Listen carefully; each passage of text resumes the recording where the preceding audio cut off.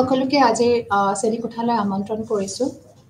আজিৰ শ্ৰেণীকোঠাটো আমাৰ নতুন এটা ইউনিটলৈ আমি আগবাঢ়িছোঁ। সেইটো একেই ব্লক 4তে আছোঁ আমি আৰু ইউনিট আমাৰ 15 হৈছে। 15 নম্বৰ ইউনিটত আমি আজি আলোচনা কৰিম। তো আমাৰ 15 নম্বৰ ইউনিটটো হৈছে শিফটিং সাইকোলজিকেল থিওৰিজ টু আণ্ডাৰষ্টেণ্ডিং এডুকেশ্যন।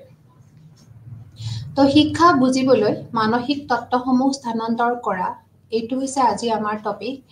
আৰু এই টপিকটোৰ মেইন অবজেক্টিভছ বুলি আমি যদি কওঁ, ইয়াৰ উদ্দেশ্য সেই টপিকটো কিহৰ কাৰণে দিছে, তেতিয়াহ'লে আমি যদি আৰম্ভণিতে ক'ব পাৰোঁ যে ইয়াতে বিশেষকৈ আমি আমাৰ যিবোৰ সাইকোলজিকেল থিওৰিজ আছে, আমাৰ যিবোৰ মানসিক তত্ত্ব আছে, এই সকলোবোৰ তত্ত্ব আমি ইয়াতে বহলভাৱে আলোচনা কৰিম। লগতে শিক্ষাৰ ক্ষেত্ৰত বা আমাৰ যেতিয়া শিক্ষা প্ৰদান কৰা হয় বা শিক্ষা গ্ৰহণ কৰা হয়, এই ক্ষেত্ৰত মানসিক তত্ত্বসমূহৰ সাইকোলজিকেল থিওৰিজসমূহৰ অৱদান কি, এই গোটেইখিনি কথা আমি ইয়াতে আলোচনা কৰিম। তাৰোপৰি আমাৰ যিবোৰ সাইকোলজিকেল থিওৰিজ আছে, সেই থিওৰিজবোৰে কেনেকেনো মানুহক শিক্ষাৰ প্ৰতি এটা শিক্ষা গ্ৰহণ বা শিক্ষা দিয়াৰ ক্ষেত্ৰত কেনেকে এটা আমূল পৰিৱৰ্তনৰ সৃষ্টি কৰিছে, এই গোটেইখিনি কথা আমি ইয়াতে বহলভাৱে ডিছকাছ কৰা যাব। তো তাৰ প্ৰথমতে আমি এইখিনি ক'ব পাৰিব যে শিক্ষা আমি সকলোৱে জানো, শিক্ষা হ'ল সাৰ্বজনীন আৰু ই এটা আজীৱন প্ৰক্ৰিয়া। ই লাইফ লং প্ৰচেছ হয়, কাৰণ সকলো জীৱই আৰু বা প্ৰাণীয়ে জন্মৰ পৰা মৃত্যুলৈকে শিক্ষা গ্ৰহণ কৰিয়ে আছে। তেওঁলোকে দৈনন্দিন নতুন নতুন কথা বা নিজৰ আচৰণ পৰিৱৰ্তন কৰি আছে বা নতুন নতুন কথা শিকিব পাৰিছে বা আনক শিকাব পাৰিছে। নিজৰ অভিজ্ঞতা হওক, নিজৰ যিকোনো ধৰণৰ কামৰ পৰা আমি শিক্ষা গ্ৰহণ কৰি আছোঁ। আৰু আমি তাতেই গম পাওঁ যে সকলো প্ৰাণী বা জীৱৰ যিটো শিক্ষণৰ যিটো গতি, সেইটো নিজৰ শিক্ষণৰ গতি অনুসৰিহে তেওঁলোকে শিকে। যেতিয়া এজন ব্যক্তিয়ে শিকিব, তেওঁৰ নিজৰ এটা পেচ আছে আৰু সেই পেচ মতেহে তেওঁলোকে শিকিব, নিজৰ শিক্ষণৰ গতি হিচাপেহে তেওঁলোকে শিকিব। তো সেইখিনি আমি জানিব লাগিব যে তেওঁৰ শিক্ষণৰ গতিটো কেনেকুৱা। আমি এজন ব্যক্তিক যে আমি শিকাব বিচাৰিছোঁ যে তেওঁক আমি কিমান দূৰলৈ শিকাব পাৰিম বা তেওঁ কিমান দূৰলৈ শিকালে তেওঁ শিকিব বা তেওঁ কি পদ্ধতি গ্ৰহণ কৰি আমি শিকাম। কাৰণ সকলো ব্যক্তিয়ে আমি জানো, সকলো ব্যক্তিয়ে ইজনৰ লগত আনজন প্ৰভেদ বা আমাৰ সকলোৰে মাজত এটা ইণ্ডিভিজুৱেল ডিফাৰেঞ্চ আমি দেখি পাওঁ। আৰু যেতিয়া আমাৰ এজনৰ লগত আন এজনৰ পাৰ্থক্য আছে, তেতিয়া আমি গম পাম যে তেওঁলোকক শিকোৱাৰ ধৰণৰো পাৰ্থক্য আছে। আৰু এই শিকোৱাৰ ধৰণৰ পাৰ্থক্যবোৰ বুজিবলৈ বা সেই শিক্ষাৰ ধৰণবিলাক আমাক প্ৰয়োগ কৰিবলৈ আমাক সাইকোলজিকেল থিওৰিজে আমাক সাংঘাতিকভাৱে সহায় কৰি আছে। তো এইকাৰণে কোৱা হৈছে যে মানুহক শিক্ষা দিয়াৰ প্ৰক্ৰিয়া বিভিন্ন মানসিক শিক্ষণৰ প্ৰভাৱৰ বাবে সলনি হৈ আহিছে। মানসিক শিক্ষণ তত্ত্বই মানুহক শিক্ষা দিয়াৰ প্ৰক্ৰিয়া, শিক্ষণ পৰিৱেশ আৰু শিক্ষণ ফলাফলক প্ৰভাৱিত কৰা কাৰক শৈক্ষিক পৰিৱেশত শিক্ষাৰ প্ৰসাৰ কৰা আদিবোৰ ব্যাখ্যা কৰে। তো আমি ইয়াতে গম পাওঁ যে আমাৰ মানসিক তত্ত্বৰ কাম কি, আমাৰ সাইকোলজিকেল থিওৰিয়ে আমাক কি কাম কৰিছে। ইয়াতে আমাক কৰিছে যে মানুহক শিক্ষা দিয়াৰ যিবোৰ প্ৰক্ৰিয়া, সেইবোৰৰ বিষয়ে আলোচনা কৰিছে যে এজন ব্যক্তিক আমি কেনেদৰে শিক্ষা দিম। তাৰোপৰি শিক্ষণ পৰিৱেশ আৰু শিক্ষণ ফলাফলক প্ৰভাৱিত কৰা কাৰকবোৰ আমি ফেক্টৰ্ছবোৰ উলিয়াই লওঁ। তো সাইকোলজিকেল থিওৰিজে আমাৰ যিবোৰ কাৰণ, যিবোৰ আমাৰ কাৰক, যিবোৰ আমাৰ ফেক্টৰ্ছ, এই সকলো ফেক্টৰ্ছ তেওঁলোকে উলিয়াই লয়। বা আমাৰ এডুকেশ্যনেল এনভাইৰনমেণ্ট, আমাৰ যিটো শিক্ষাৰ যিটো পৰিৱেশ, আমাৰ লাৰ্ণিং এনভাইৰনমেণ্ট বুলি যিটো আমি কওঁ, যিটো আমাৰ শিক্ষণ পৰিৱেশ, সেই পৰিৱেশটো কিমান সুন্দৰ হ'ব লাগে, কিমান সুগম হ'ব লাগে, কিমান দূৰ আয়ত্তমূলক হ'ব লাগে, এই সকলোবিলাক কি কাৰক থাকিলে এটা পৰিৱেশ শিক্ষণযোগ্য হ'ব, এই সকলোখিনি তেওঁলোকে ডিছকাছ কৰে। তাৰোপৰি আমাৰ কাৰক শৈক্ষিক পৰিৱেশত শিক্ষাৰ প্ৰসাৰ, এই গোটেইখিনি বস্তুৱে আমাৰ মানসিক শিক্ষণ তত্ত্বই আগৰে পৰা আলোচনা কৰি আছে। আৰু তাৰে ভিত্তিত আমাৰ শিক্ষাৰ্থীসকলে বা আমাৰ শিক্ষকসকলে বা আমাৰ শিক্ষাবিদসকলে এইবোৰ সকলো শিক্ষাৰ্থীসকলৰ বিভিন্ন প্ৰসংগত এইবোৰ ব্যৱহাৰ কৰি আহিছে। আৰু মানসিক তত্ত্বৰ ওপৰতে ভিত্তি কৰিহে আমাৰ শিক্ষা জগতখন চলি আছে বা আমাৰ শৈক্ষিক কাৰ্য চলি আছে। আৰু যদিহে আমি সাইকোলজিক্যাল থিওৰিজবোৰ বুজি নাপাওঁ বা সেইবোৰ আমি আয়ত্ত নকৰোঁ বা সেইবোৰ পদ্ধতি আমি অনুকৰণ নকৰোঁ তেতিয়াহ'লে কিন্তু আমাৰ শিক্ষা প্ৰদান কৰা কাৰ্যটো এনিয়ে যাব কাৰণ আমি হয় নিজৰ মতে শিক্ষা প্ৰদান কৰিম কিন্তু আমাৰ যিবোৰ শিক্ষাৰ্থী আছে বা আমি যাক শিকাবলৈ বিচাৰি আছোঁ তেওঁলোকে কিন্তু অকণো কথা আয়ত্ত নকৰিব তাৰে অলপখিনি আয়ত্ত কৰিব বা অলপখিনি আয়ত্ত কৰিবলৈ চেষ্টা কৰিব বা অলপখিনি অলপো আয়ত্ত নকৰিব তো যাৰ ফলত আমাৰ যিটো মেইন উদ্দেশ্য শিক্ষা প্ৰদানৰ সেই সকলোখিনি আমাৰ কি হ'ব আমাৰ এনেই গুচি যাব তো সেইটো কাৰণে কৈছে শিক্ষক আৰু শিক্ষাবিদসকলে শিক্ষাৰ্থীসকলৰ বিভিন্ন প্ৰসংগত সহায় কৰিবলৈ মানসিক তত্ত্বসমূহ বুজাটো অপৰিহাৰ্য তো এইখিনি হৈছে আমাৰ সাইকোলজিক্যাল থিওৰিজৰ কথা আৰু ইয়াতে বিশেষকৈ আমি সাইকোলজিক্যাল থিওৰি বিহেভিয়ৰিজম কগনিটিভিজম কনষ্ট্ৰাকটিভিজম এই সকলোখিনি থিওৰি আমি ইয়াতে আলোচনা কৰিম তাৰোপৰি সেই থিওৰিসমূহৰ নীতিসমূহ বা তেওঁলোকৰ শিক্ষাৰ ক্ষেত্ৰত বা শৈক্ষিক ক্ষেত্ৰত তেওঁলোকৰ ইমপ্লিকেশ্যন কি তেওঁলোকৰ প্ৰভাৱ কি বা তেওঁলোকক আমি কেনেদৰে ব্যৱহাৰ কৰিব পাৰোঁ এই সকলো কথা ইয়াতে আলোচনা কৰা হ'ব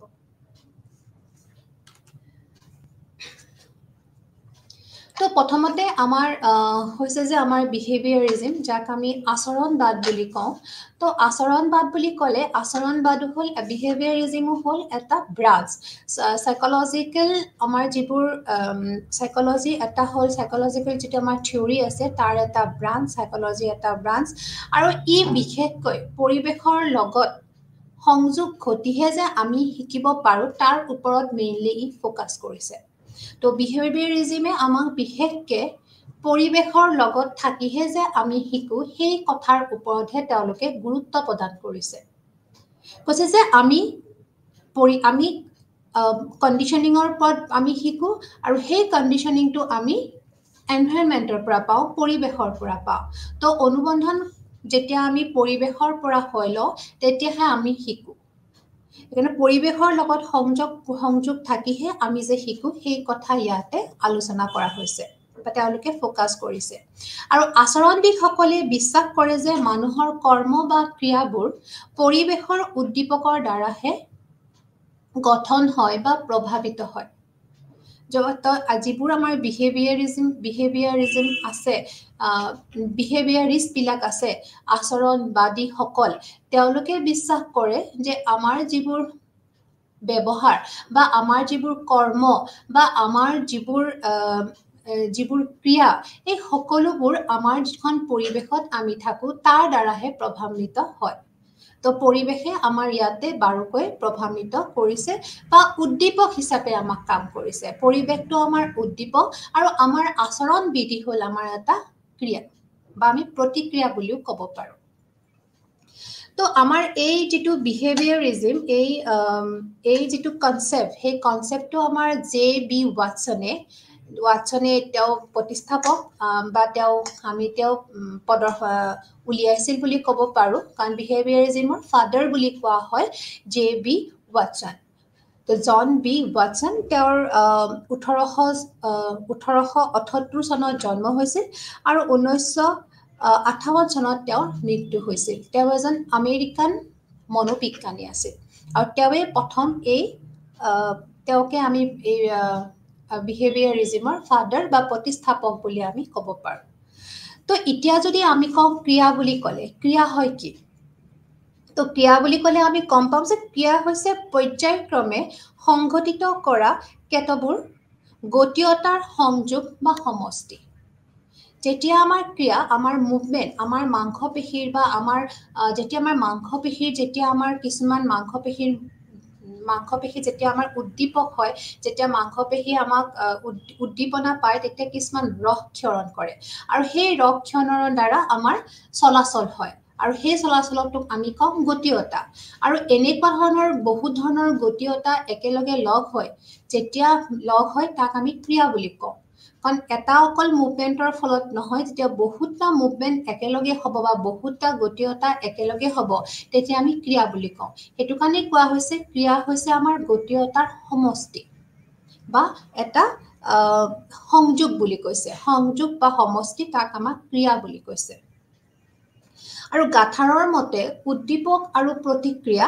এই দুইটা সংযোগ সাধনৰ বাবে বাৰে বাৰে আমি প্ৰচেষ্টা কৰিব নালাগে যেতিয়া আমি কেৱল প্ৰথম যেতিয়া আমি এটা প্ৰচেষ্টা কৰোঁ সেই প্ৰচেষ্টাতে উদ্দীপকে অনুবন্ধিতকৰণৰ বাবে তাৰ প্ৰয়োজনীয় শক্তি প্ৰদান কৰে তো তাৰ পিছত কি হয় অটোমেটিক আমাৰ প্ৰতিক্ৰিয়া হয় উদ্দীপক বাৰে বাৰে বা আমি যেটো কওঁ SNR ৰ যেটো সংযোগ স্টিমুলাস আৰু ৰেসপন্সৰ যেটো সংযোগ হে তুমি বাৰে বাৰে কৰিব নালাগে এবাৰ আমি স্টিমুলাস কৰাৰ পিছত হি অটোমেটিক কি হয় এটা শক্তি প্ৰদান কৰে ৰেসপন্স কৰিবৰ কাৰণে হেতু কাৰণে অটোমেটিক আমাৰ এটা ৰেসপন্স ক্ৰিয়া এটা আমাৰ হয় যেনেকৈ যেতিয়া আমাৰ শিশুৱে যেতিয়া এটা কিবা লিখন ক্ৰিয়া শিকিব লগা হয় বা তেওঁলোকে হেতু লিখন ক্ৰিয়া এটা কৰিব লগা হয় বা লিখন শিকিব লগা হয় বা ৰাইটিং ষ্টাইল এটা শিকিব লগা হয় তেতিয়া তাৰ দেহৰ যিখিনি মাংসপেশী তাৰ যিখিনি স্নায়ু তাৰ যিখিনি তাৰ যেটো ইন্দ্ৰিয় শক্তি আদিবোৰে কি হয় গতীয়তাৰে সংযোজিত সাধিত হৈ পৰে তেতিয়া সকলোবোৰ বস্তু এটা মুভমেন্ট হয় আৰু মুভমেন্ট হৈ কিনে গুটেখিনি বস্তু একেলগ হয় তো তেতিয়া তাৰ পিছত গুটেখিনি এজন শিশুৱে শিকিব পাৰে অকল ইয়াতে এটা বস্তু নহয় গুটেখিনি বস্তু আমাৰ ইয়াতে সংযোজিত হ'ব লাগিব তেতিয়াহে এজন শিশুৱে কি হ'ব প্ৰপাৰলি শিকিব পাৰিব তো ইয়াতে কোৱা হৈছে যেতিয়া আমাৰ জন্মৰ পৰা মৃত্যুলৈকে শিক্ষা হল গুৰুত্বপূৰ্ণ উপাদান আৰু হেহে শিক্ষা কি আমি জানিব লাগিব মনোবিজ্ঞানৰ বিভিন্ন বিদ্যালয়ে শিকনৰ বাবে প্ৰয়োজনীয় অনুকূল পৰিস্থিতিৰ বিষয়ে কৈছে তো দুটা প্ৰধান তত্ত্ব আমি ইয়াতে আলোচনা কৰিম এটা হল ক্লাসিক্যাল কন্ডিশনিং আৰু এটা হল অপাৰেন্ট কন্ডিশনিং আৰু প্ৰথম যেটো হৈছে হেতু আজি আমি আলোচনা কৰিম হেতু হৈছে আমাৰ ক্লাসিক্যাল কন্ডিশনিং যাক আমি কওঁ মৌলিক বা পৰম্পৰাগত অনুবন্ধনবাদ তো ইয়াতে আমি ইয়াতে বিশেষকৈ আলোচনা কৰিব লাগিব যে আমাৰ এই যেটো কন্ডিশনিং যেটো আমাৰ যেটো ক্লাসিক্যাল কন্ডিশনিং বুলি আমি যেটো কওঁ অনুবন্ধনবাদ মৌলিক অনুবন্ধনবাদ এইটো প্ৰথমে তাৰ সমৰ্থক আছিল আমাৰ ৰাছিয়ান মনোবিজ্ঞানী ইভান পি পাভলভ তেওঁ এজন ৰাছিয়ান মনোবিজ্ঞানী আৰু তেওঁৰ জন্ম হৈছিল 1849 চনত আৰু তেওঁৰ মৃত্যু হৈছিল 1936 চনত আৰু তেওঁই হৈছিল প্ৰথম এই যেটো অনুবন্ধনবাদ তেওঁৰ সমৰ্থক তো তেওঁ বিশেষকে তেওঁ কি কৰিছিল তেওঁ কুকুৰৰ পাচন ক্ৰিয়াৰ ওপৰতহে অধ্যয়ন কৰিছিল তেওঁৰ যেটো অধ্যয়নৰ যেটো মূল বেছ হেতু আছিল এটা কুকুৰৰ পাচন ক্ৰিয়াৰ ওপৰত তেওঁ বিশেষকে অধ্যয়ন কৰিছিল আৰু তেওঁ পাভলভে কি কৰিছিল এজন ভুকাতুৰ কুকুৰৰ পৰা লালতি উলোৱা কাৰ্যটোৰ ওপৰত এটা পৰীক্ষণ কৰিছিল লালতি উলোৱা প্ৰক্ৰিয়াটাৰ ওপৰত পৰীক্ষণ কৰিছিল আৰু তেওঁ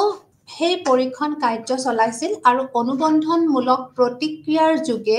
গঢ়ি উঠা শিক্ষণৰ মৌলিক ধাৰণা তেওঁ প্ৰদান কৰিছিল তেওঁ এটো কথা কৈছিল যে এজন কুকুৰক তেওঁ ভুকাতুৰ কৰি কেনেকে সেই কুকুৰটোৰ লালতি উলাব পাৰে বা কি ধৰণৰ উদ্দীপক দি সেই কুকুৰটোৰ ভিতৰৰ পৰা লালতি উলাব পাৰে হেতুৰ ওপৰত পৰীক্ষণ কৰিছিল যাক আমি পাভলভ এক্সপেৰিমেন্ট বুলি কওঁ আৰু হেতু হল এটা আমাৰ কাৰণে বিখ্যাত এটা এক্সপেৰিমেন্ট আৰু ই হল আমাৰ শিক্ষাৰ মূল নীতি বুলি কৈছে যে আমি যদি শিক্ষা শিকাব লাগে তেতিয়া হলে আমি যেটো পাভলভৰ যেটো এক্সপেৰিমেন্ট যেটো পৰীক্ষণ পদ্ধতি আছে তাক আমি বাৰুকৈ অনুকৰণ কৰো আৰু এই যেটো সিস্টেম আৰু এই যেটো মৌলিক ধাৰণা দিছিল তেওঁ যে মৌলিক ধাৰণা দিছিল যে কেনেকে এটা কি ধৰণৰ উদ্দীপক দি আমি প্ৰতিক্ৰিয়া সৃষ্টি কৰিব পাৰো যেটো ধাৰণা দিছিল তেওঁ মৌলিক ধাৰণা এই ধাৰণাটোৰ বাবে তেওঁ 1904 চনত নোবেল বঁটাও পাইছিল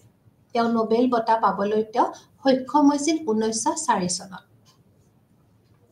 আৰু এই শিক্ষা যেটো তেওঁ শিক্ষা আৱিষ্কাৰ কৰিলে বা তেওঁ শিক্ষাটো যেটো উদ্ভাৱক কৰিলে এই শিক্ষাটো কি কৰিলে বিজ্ঞান জগতত শিক্ষাৰ প্ৰতি এটা নতুন ধাৰাৰ সৃষ্টি কৰিলে বা তেওঁ বিজ্ঞান জগতত এটা জনপ্ৰিয়তা লাভ কৰিলে কাৰণ বিজ্ঞান শিকাৰ যেটো ষ্টাইল সেই ষ্টাইলটোত বিশেষকৈ আমাৰ ক্লাসিক্যাল কন্ডিশনিংৰ যেটো কনসেপ্ট হেতু আমাৰ ব্যৱহাৰ কৰা হয় তো তাৰ কাৰণে কি কৰিলে তেওঁ কিছুমান এটা যেটো এটা এক্সপেৰিমেন্ট কৰিলে সেই এক্সপেৰিমেন্টটো এনেকুৱা আছিলে যে উদ্দীপকৰ প্ৰতি কৰা স্বাভাৱিক প্ৰতিক্ৰিয়াৰ সংশোধনৰ পৰিণতিয়ে হৈছে অনুবন্ধন যে কৈছে কিবা এটা উদ্দীপকৰ প্ৰতি আমাৰ যেটো স্বাভাৱিক প্ৰক্ৰিয়া আমাৰ যেটো নৰমেল যেটো নেচাৰেল যেটো আমাৰ ৰেসপন্স হেতু হৈছে কি আমাৰ অনুবন্ধন আৰু ই শিক্ষাৰ পৰিচায়ক আৰু যেতিয়া স্বাভাৱিক প্ৰতিক্ৰিয়া হৈছে শিক্ষাবিহীন যেতিয়া আমি যিকোনো উদ্দীপকৰ এগেইনষ্টত আমি যেতিয়া এটা ৰেসপন্স কৰো যেতিয়া আমি এটা নেচাৰেল ৰেসপন্স কৰো তাত আমাৰ কোন ধৰণৰ শিক্ষা সোমাই নাথাকে ইয়াৰ পৰা আমাৰ শিকিবলগীয়া একো নাথাকে বা আমাক এই শিক্ষাবিহীন বুলি কৈছে কিন্তু যেতিয়া এনে প্ৰতিক্ৰিয়া আন এটা পৃথক উদ্দীপকৰ প্ৰতি সঞ্চাৰিত হৈ যি নতুন আৰু অস্বাভাৱিক প্ৰতিক্ৰিয়া প্ৰদৰ্শিত হয় হি অনুবন্ধনৰ ফলস্বৰূপ আৰু এনে অনুবন্ধিত প্ৰক্ৰিয়াৰ সৈতে হৈছে শিক্ষণৰ প্ৰতিক্ৰিয়া শিক্ষলব্ধ প্ৰতিক্ৰিয়া বুলি কৈছে তো ইয়াতে কৈছে প্ৰথমতে আমি যেনেকুৱা ধৰণৰে আমি স্টিমুলাস নিদিও কিয় বা উদ্দীপক আমি নিদিও কিয় সকলোৱে এটা ৰেসপন্স কৰে আৰু সেই ৰেসপন্সটো হল নৰমাল ৰেসপন্স বা স্বাভাৱিক এটা প্ৰতিক্ৰিয়া তাত আমি শিক্ষাৰ কোনো দৰকাৰ নাই কিন্তু তাৰ লগত যদি আমি এটা পৃথক এটা উদ্দীপক সংযোজিত কৰো আৰু যেতিয়া এটা সেই উদ্দীপক এটা পৃথক উদ্দীপক এটা সংযোজিত কৰাৰ পিছত যেতিয়া আমি এটা অস্বাভাৱিক প্ৰতিক্ৰিয়া আমাৰ পৰিলক্ষিত হ'ব হিহে হ'ব আমাৰ কন্ডিশনিংৰ ৰিজাল্ট যে ইয়াতেহে আমি এটা কি কৰিছো কন্ডিশনিং আমি এটা কৰিছো আৰু এই অনুবন্ধীন প্ৰক্ৰিয়াটোৱে হৈছে আমাৰ শিক্ষালব্ধ প্ৰতিক্ৰিয়া ইয়াকে আমি কৈছো লাৰ্ন ৰেসপন্সেস প্ৰথমটো আছিল আমাৰ যিকোনো উদ্দীপকৰ প্ৰতি সঁহাৰি জনাটো আমাৰ নেচাৰেল ৰেসপন্স হেতু সকলো ব্যক্তিয়ে বা সকলো মানুহে কৰিব কিন্তু পিছৰ যেটো সেকেন্ড পৰ্যায় আছে সেকেন্ড পৰ্যায়ত যেতিয়া আমি এটা পৃথক উদ্দীপক তাতে সংযোজিত কৰি দিও আৰু তেওঁৰ যেতিয়া আমাৰ ৰেসপন্স এটা পোৱা যাব সেই ৰেসপন্সটোৱে হ'ব কি আমাৰ শিক্ষালব্ধ প্ৰতিক্ৰিয়া যেটো আমি লাৰ্ন ৰেসপন্স বুলি কম যে আমাৰ শিকি কিনে হেতু প্ৰতিক্ৰিয়া কৰিছে তো এইটো আছিল তেওঁৰ মেইন বেস কনসেপ্ট বা তেওঁ যদি আমি কওঁ তেওঁৰ প্ৰধান ধাৰণা এইটো আৰু কৈছে যে ইয়াৰ ফলত উদ্দীপকৰ প্ৰতি কৰা পূৰ্ব প্ৰতিক্ৰিয়া হলনি হৈ আন এক পৃথক উদ্দীপক বা পৰিস্থিতি এক নতুন প্ৰতিক্ৰিয়াৰ বাবে আচৰণ কৰিবলৈ শিকে আৰু এইখিনিয়ে হৈছে কি তেওঁৰ শিক্ষাৰ এটা নতুন অভিযোজনা তেওঁ কৈছে শিক্ষা শিকিবৰ মানে আমি শিক্ষা গ্ৰহণ কৰিবৰ কাৰণে এটো এটা হৈছে নতুন প্ৰক্ৰিয়া যাৰ দ্বাৰা সকলো ব্যক্তিয়ে কেনেকৈ কঠিন বস্তুবোৰ শিকিব পাৰে তো এটোই হৈছে তেওঁৰ একদম মূল তেওঁৰ ধাৰণা বা কনসেপ্ট তো যেতিয়া তেওঁৰ এখিনি হল তেওঁৰ শিক্ষাটোৰ যেটো আমি পেভলভ এক্সপেৰিমেন্ট বুলি কওঁ তেওঁৰ এটো এটা ধাৰণা তো এতিয়া কৈছে যে পেভলভৰ পৰীক্ষাটো হয় কি পেভলভৰ পৰীক্ষাটো আমাৰ মানে বহুত ফেমাস হয় বা ই এটা কি কওঁ যে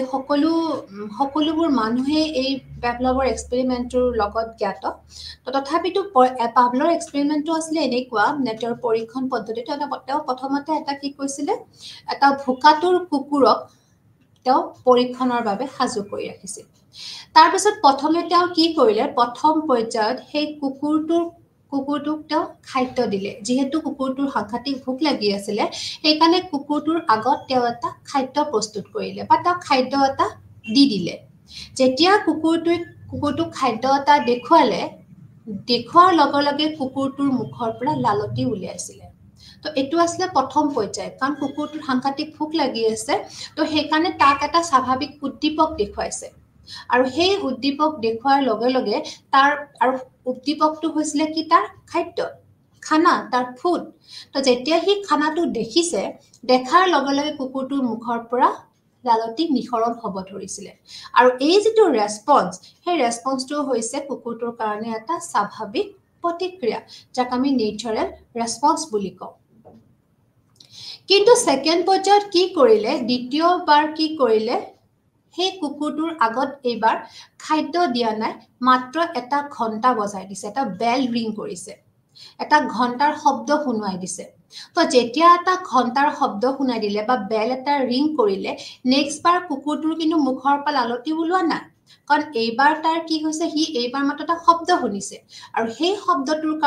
প্ৰতি সি যিটো প্ৰতিক্ৰিয়া দেখাইছে সেইটো হৈছে সি তাৰ কাণখন থিয় কৰি দিছিলে কাৰণ সি শব্দটো ভালকে শুনিবৰ কাৰণে সি এটা তাৰ কাণখন থিয় কৰি দিছিলে তো এইটো তাৰ এটা ৰেসপন্স নেচাৰেল ৰেসপন্স কাৰণ তাৰ এইবাৰত তাৰ উদ্দীপকটো হৈছে এটা বেল ৰিং কৰি দিছিলে বেলটো যেতিয়া ৰিং কৰি দিব সি সেইটো বেলটো শুনিবৰ কাৰণে তাৰ যিখন কাণ আছে সেইখনি থিয় কৰি দিছিলে সেইটো হৈছে তাৰ এটা নেচাৰেল ৰেসপন্স সেইটো আমাৰ সেকেন্ড পৰ্যায় প্ৰথম পৰ্যায়ত খানা দিছিল কাৰণ এটা লালতি ওলাইছিল সেকেন্ড পৰ্যায়ত তাক এটা বেল ৰিং কৰি দিছিলে এটা ঘণ্টা বজাই দিছিলে যাৰ কাৰণে তাৰ কাণখন থিয় কৰাই দিছিলে এইটো সেকেন্ড পৰ্যায় 3 নম্বৰ পৰ্যায়টো হৈছিলে কি ইয়াতে তাক যেতিয়া এটা বেল তেতিয়া তাক ঘণ্টা এটা বজাই দিছিল আৰু ঘণ্টাটোৰ লগে লগে তাৰ আগত এটা খাদ্য এটা তাহাঁতক দেখুৱাই দিছিল বা তাক এটা শ্ব' কৰিছিল যেতিয়া তাক এইবাৰ কি দেখালে ঘণ্টাটো বজালে আৰু এটা খাদ্য দেখাই দিলে তো তাৰ লগালগ কি হ'ল এইবাৰ তাৰ হৈছিলে কি তাৰ মুখৰ পৰা লালতি ওলাব ধৰিছিলে কাৰণ সি ঘণ্টাটোও শুনিছে লগালগ সি এটা কি দেখিছে খানাও দেখিছে বা তাৰ যেটো সি অলৰেডি এটা ভুকাটোৰ কুকুৰ তো তাৰ খানাটো দেখাৰ লগে লগে তাৰ লালতি ওলাইছে তো এইটো তাৰ থাৰ্ড যেটো পৰ্যায় আছে বা থাৰ্ড যেটো ষ্টেজ আছে এই ষ্টেজটো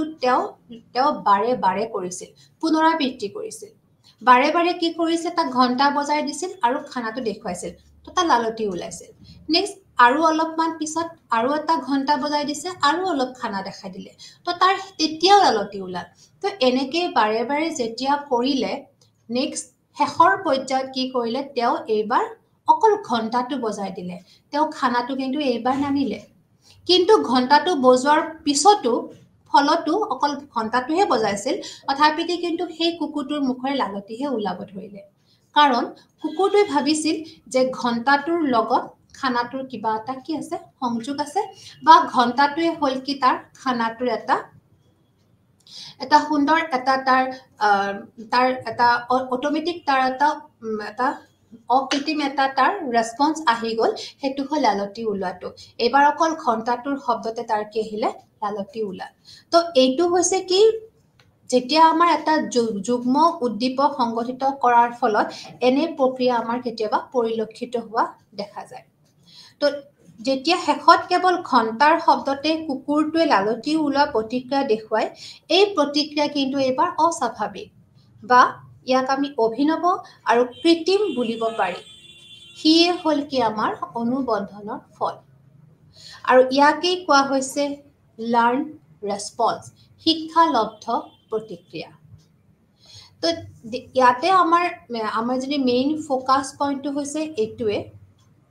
আমি যদি ইয়াতে লক্ষ্য কৰিব লাগে লক্ষ্যটো হ'ল এনেকুৱা যে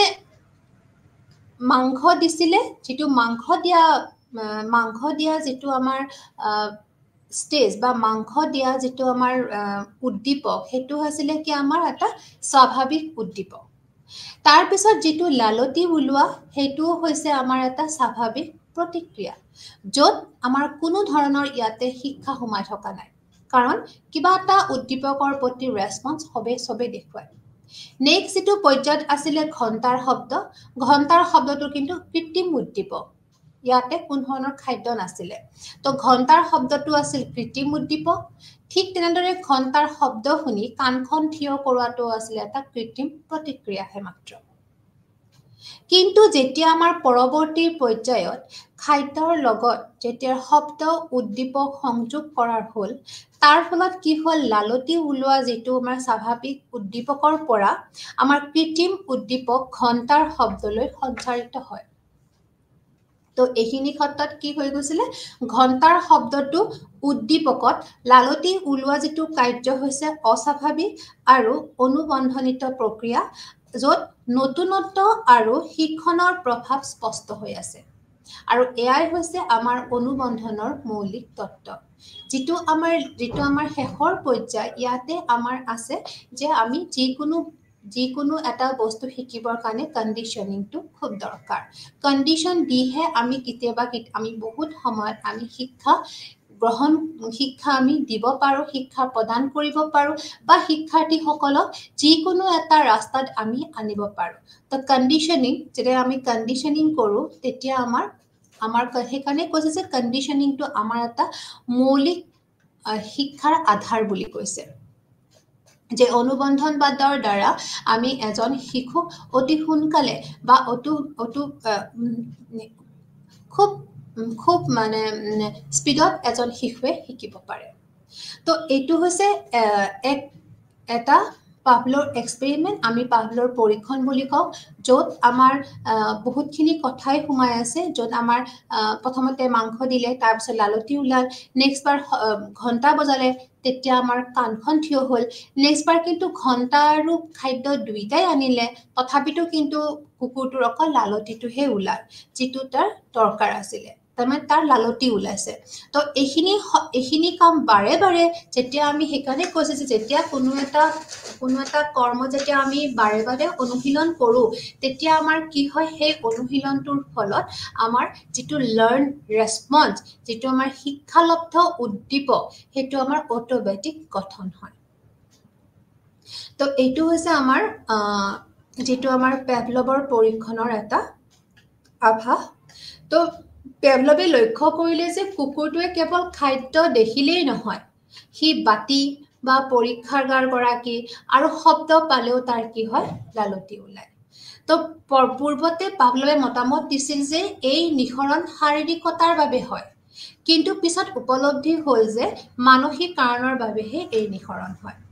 তো কুকুৰটোৱে যেতিয়া এনেকুৱা বাৰেপতি কৰিলে তেওঁ শেষত লক্ষ্য কৰিলে যে কুকুৰটোৱে অকল খাদ্য দেখিলে তাৰ লালতি নোলায় তো কুকুৰটোৰ কাষলৈ যদি কিবা বাতি আনে তেতিয়াও তাৰ লালতি ওলায় তো তেওঁ যেন এক্সপেৰিমেণ্টাৰ যিজন মানুহে তেওঁক সেই কামটো বাৰেপতি কৰাই আছে তেওঁক দেখিলেও লালতি ওলায় কাৰণ তাৰ এটা আগ্ৰহ থাকিব যে সেই মানুহজন আহিছে মানে খাদ্যটো পিছে পিছে আহি আছে শব্দ পালেও লালতি ওলায় কাৰণ তাৰ এটা ধাৰণা হৈ গ'ল যে শব্দটোৰ লগে লগে তাৰ জাগাত এটা কি আহিব খাদ্য আহি পাব তো তাৰ অট'মেটিক আগে তাৰ কি হ'ব লালতি নিঃসৰণ হ'বলৈ আৰম্ভ কৰিলে সেইটো কাৰণে কৈছে প্ৰথমতে ভাবিছিল যে যিটো লালতি ওলোৱা নিঃসৰণটো তাৰ শাৰীৰিক বুলি ভাবিছিলে যে শৰীৰৰ এটা উদ্দীপক কিন্তু পিছত গম পালে যে তেওঁৰ এনালাইচিছ তেওঁৰ ৰিয়েলাইজ কৰিলে যে এইটো এটা মানসিক কাৰণৰ বাবেহে তাৰ নিঃসৰণ হয় কাৰণ তাৰ যিটো তাৰ মানসিক যিটো ক্ৰিয়া সি মনৰ পৰা ভাবিছে বা সি এটা ভাবিবলৈ বাধ্য হৈছে যে এইকেইটা বস্তু হ'লেহে তাৰ কি আহিব খাদ্য আহিব আৰু খাদ্য অহা মানেই তাৰ কি হ'ব মুখৰ পৰা লালতি ওলাই যায় তো এইখিনি তেওঁ উপলব্ধ কৰিলে যে আল্টিমেটলি আমাৰ মানসিক কাৰণৰ কাৰণেহে তাৰ এই নিঃসৰণটো হৈছে তো যেতিয়া আমি পেভলভৰ পৰীক্ষাত যেতিয়া আমাৰ কিছুমান যেনেকুৱা শব্দ যেনেকৈ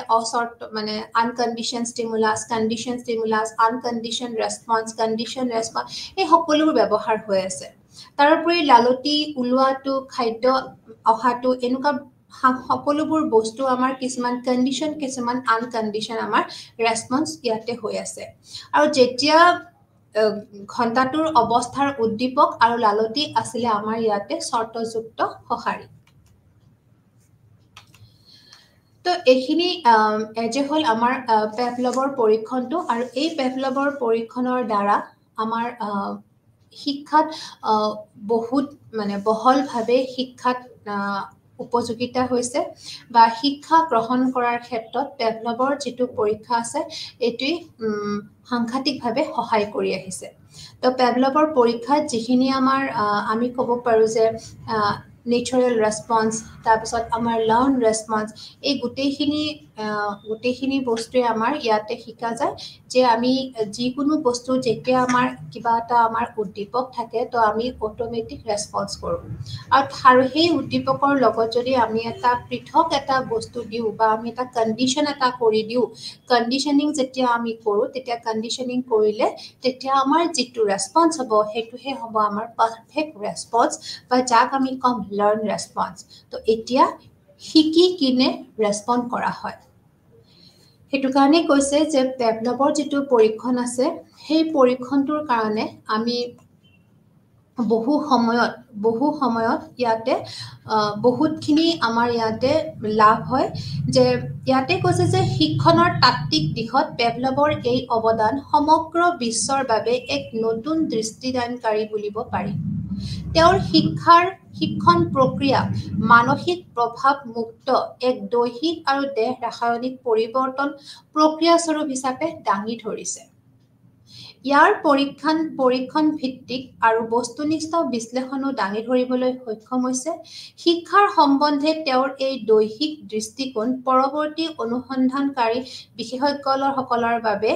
অধ্যয়নৰ বিষয়বস্তু হৈ উঠিছে তো পিছৰ যিবোৰ এক্সপেৰিমেণ্টাৰ আছে তেওঁলোকৰ বাবে কিন্তু সাংঘাতিকভাৱে আৰু কাম কৰিবৰ কাৰণে বা আৰু অনুসন্ধান কৰি পৰৱৰ্তী দিশত দৈহিক দৃষ্টিকোণৰ যিখিনি পৰৱৰ্তী অনুসন্ধানকাৰীসকলৰ বাবে তেওঁলোকে আৰু অলপ কাম কৰিবৰ কাৰণে আগুৱাই গৈছে বিশেষকৈ তেওঁৰ পিছত ৱাটছন স্কিনাৰ হুল আৰু গাথাৰী আদিয়ে এই ক্ষেত্ৰত কিন্তু উল্লেখযোগ্য তেওঁলোকৰো অৱদান আছে তো পেভলভৰ যেতিয়া প্ৰথম কৰিছিল তেওঁ নোবেল প্ৰাইজ পালে বা তেওঁৰ যিটো শিক্ষাৰ তত্ত্ব যিটো উলিয়ালে যে শিক্ষা আমি গ্ৰহণ কৰোঁতে কেনেকৈ ধৰণে কণ্ডিশ্যনিং কৰিব লাগে এই কথাটো যেতিয়া তেওঁৰ সমগ্ৰ বিশ্বতে ওলাই গ'ল তাৰপিছত তেওঁৰ পিছত আন বিশেষজ্ঞসকল যেনেকৈ আমাৰ স্কিনাৰ হুক তাৰপিছত হুল তাৰপিছত ৱাটছন গাথাৰ তেওঁলোকেও সেই ধৰণে তেওঁলোকে কাম কৰিবলৈ আগবাঢ়ি গ'ল আৰু শেষত তেওঁলোকে কৈছিলে যে তেওঁৰ এই মৌলিক অনুবন্ধন সূত্ৰৰ যোগে আচৰণৰ সংশোধন কৰা তো তেওঁৰ যিটো মৌলিক ধাৰণা বুলি ক'ব পাৰি তেওঁৰ আচৰণ মানুহে সলনি কৰে কণ্ডিশ্যনিং কৰি মানুহৰ আচৰণটো আমি সংশোধন কৰিব পাৰোঁ আৰু বিশেষকৈ শিশুৰ শিক্ষা আহৰণ আৰু অভ্যাস গঠন প্ৰক্ৰিয়া দৈহিক যান্ত্ৰিক আৰু বস্তুনিষ্ঠ ৰূপত নিৰীক্ষণৰ এই মনোবিজ্ঞানৰ প্ৰৱণতা গঢ়ি তোলা হয় তো সাংঘাতিকভাৱে তেওঁৰ যিটো এক্সপেৰিমেণ্ট আছে বা তেওঁৰ যিটো তত্ত্ব ওলাই গৈছে বিহেভিয়াৰিজিমৰ যিটো ক্লাছিকেল কণ্ডিশ্যনিং ইয়াতে কি হৈছে বিশেষকৈ শিশুসকলৰ শিক্ষাত সাংঘাতিকভাৱে প্ৰভাৱ পেলাইছে বা তেওঁলোকৰ যিখিনি অভ্যাস গঠন যিটো সুন্দৰ অভ্যাস গঠন কৰিছে বা দৈহিক যান্ত্ৰিক আৰু বস্তুনিষ্ঠ ৰূপত তেওঁলোকৰ নিৰীক্ষণ কৰিব পৰা গৈছে তো এজে হ'ল পেভলভৰ শৈক্ষিক প্ৰভাৱ তেওঁৰ যিটো ক্লাছিকেল কণ্ডিশ্যনিঙৰ শৈক্ষিক প্ৰভাৱ আমি বাৰুকৈ আলোচনা কৰিব পাৰোঁ তো ইয়াতে যদি আমি শৈক্ষিক প্ৰভাৱ হিচাপে ক'ব খোজো তো ইয়াতে আমি কওঁ যে আমি যেতিয়া শিক্ষা গ্ৰহণ কৰোঁ আমি যেতিয়া মানুহৰ শিক্ষা অভিজ্ঞতা আহৰণ আৰু অভ্যাস গঠনৰ দিশত অনুবন্ধন তত্ত্বই কিন্তু সাংঘাতিকভাৱে প্ৰভাৱ পেলাইছে তো বিশেষকৈ কৈছে যে আমি কেতিয়াবা গম নোপোৱাকে আমি কেতিয়াবা বহুত সময়ত আমি ধৰিব নোৱাৰাকে বা আমি গম নোপোৱাকে ভিন পৰিস্থিতিত অনুবন্ধিত শিক্ষা অভিজ্ঞতাৰ আচৰণ আমি আয়ত্ত কৰি উঠোঁ তো আমি কিছুমান সময়ত আমি অট'মেটিকেলি আমি কণ্ডিশ্যনেলি আমি কিছুমান বস্তু আমি শিকি লওঁ বা আমি কিছুমান শিক্ষা আমি আয়ত্ত কৰি লওঁ তো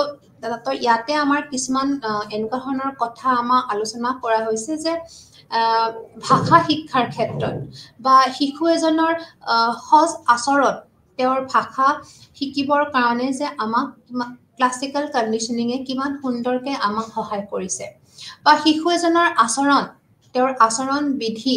সঠিক কৰিবৰ কাৰণেও সহায় কৰিছে তাৰোপৰি শিশুসকলৰ যিটো শিক্ষাৰ প্ৰতি থকা মনোভাৱ, সেই মনোভাৱটো তেওঁলোকে তেওঁৰ যিটো তত্ত্ব আছে সেই তত্ত্বৰ প্ৰতি তেওঁলোকে কি কৰিছে, তত্ত্বৰ দ্বাৰা সেই মনোভাৱবিলাক, শিশুৰ মনোভাৱবিলাক ইতিবাচক কৰি তুলিছে। তাৰোপৰি আমাৰ যিবোৰ ট্ৰেইনিং কৰা যায়, মানে আমাৰ জীৱ জন্তুবিলাকক যেতিয়া আমি চাৰ্কাছ বা যিকোনো ধৰণৰ আমি ক্ষেত্ৰত যেতিয়া আমি তাহাঁতক ট্ৰেইনিং কৰোঁ বা ঘৰত থাকিবৰ সময়তো যেতিয়া ট্ৰেইনিং কৰোঁ, তেতিয়াও কিন্তু পেভলভৰ যিটো ক্লাছিকেল কণ্ডিশ্যনিঙৰ তত্ত্ব আছে, এই তত্ত্বটো কিন্তু ইয়াতে বাৰুকৈ ব্যৱহাৰ হৈ আছে বা ইয়াৰ পৰাহে আমাৰ সকলোখিনি শিক্ষা হৈ আছে। তো এতিয়া আমি প্ৰথমতে আমি চাব লাগিব যে পাভলভে কৈছিলে যে ব্যক্তিসকলৰ শিক্ষণ ক্ষমতা নিৰ্ভৰ কৰে স্নায়ুতন্ত্ৰৰ প্ৰকাৰ আৰু অনুশীলনৰ ওপৰত। তো যেতিয়া আমি কিবা এটা বস্তু শিকিব লাগে, তো অকল আমাৰ স্নায়ুতন্ত্ৰ বা অকল অনুশীলনৰ দ্বাৰাই নহ'ব, আমাৰ দুইটা ক্ষেত্ৰই লাগিব। যে স্নায়ুতন্ত্ৰক আমাক এইটো কাৰণে লাগে, আমি কিমান দূৰ আমি তাক ধৰিব পাৰিছোঁ, লগতে আমাৰ অনুশীলন প্ৰেক্টিচ, এই স্নায়ুতন্ত্ৰ আৰু প্ৰেক্টিচ এই দুইটাৰ ওপৰতে আমাৰ নিৰ্ভৰ কৰি এজন ব্যক্তি বা এজন শিশুই শিক্ষণ কৰিব পাৰে বা তেওঁ শিকিব পাৰে বা তেওঁ যিকোনো এটা বস্তু আয়ত্ত কৰিব পাৰে। যেনেকুৱা ধৰণকে নহওক, সি অকল পঢ়াৰ ক্ষেত্ৰতো নহয়, যিকোনো ক্ষেত্ৰত তেওঁৰ যিবিলাক স্কিল আছে সেইবোৰ ডেভেলপ কৰিবৰ কাৰণে বা তেওঁৰ যিবোৰ নিচা আছে বা তেওঁৰ যিকোনো ক্ষেত্ৰত, শাৰীৰিক ক্ষেত্ৰত হওক, খেলৰ ক্ষেত্ৰত হওক, যিকোনো ক্ষেত্ৰত তেওঁ যেতিয়া অনুশীলন কৰিব, তেতিয়া তেওঁৰ অট'মেটিক সেইটো কি হ'ব, তেওঁৰ আয়ত্তত আহি যাব। তো এইটো সাংঘাতিকভাৱে সহায়কাৰী হৈছে আমাৰ ব্যক্তিসকলৰ শিক্ষণটো যেতিয়া গ্ৰহণ কৰিব লাগে। আৰু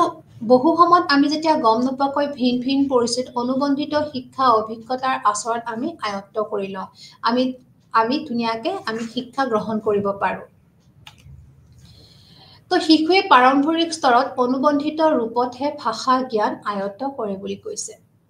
তো আমি এইটো কথা আমি ভালকে জানো যে বৰ্তমান যিটো আমাৰ শিক্ষা পদ্ধতি, শিশুসকলৰ যেতিয়া আমি খুব সুন্দৰকৈ আমি গঢ় ল'ব লগা হৈছে, তো তেওঁলোকক যেতিয়া আমি শিশু এজনক আমি যেতিয়া ভাষা শিকিবলগীয়া হয় বা তেওঁক যদি আমি নাম্বাৰ, আমাৰ যিটো সংখ্যা জ্ঞান দিব লগা হয়, তাতেও এই ধৰণৰ যিটো তত্ত্ব আছে, অনুবন্ধিত ৰূপতহে আমি কণ্ডিশ্যন কৰিহে তেওঁলোকক আমি কি কৰোঁ, শিক্ষা আমি দিব পাৰোঁ বা তেওঁলোকে শিক্ষা গ্ৰহণ কৰে। বা সেই সময়ত একদম সৰু শিশুকেইটা শিক্ষা আয়ত্ত কৰিবৰ কাৰণে বা আমাৰ ভাষা জ্ঞান বা সংখ্যা জ্ঞান আয়ত্ত কৰিবৰ কাৰণে তেওঁলোকে অনুবন্ধিত ৰূপতহে সেই জ্ঞানটো আয়ত্ত কৰে। তো যেনেকে উদাহৰণস্বৰূপে ক'ব পাৰোঁ যে আমি যেতিয়া শিক্ষকে এটা আপেলৰ চিত্ৰ দেখুৱালে আৰু লগতে মুখেৰে উচ্চাৰণ কৰিলে যে এইটো এটা আপেল, আৰু ঠিক তাৰ লগে লগে শিক্ষকজনে বৰ্ডত আপেলৰ যিটো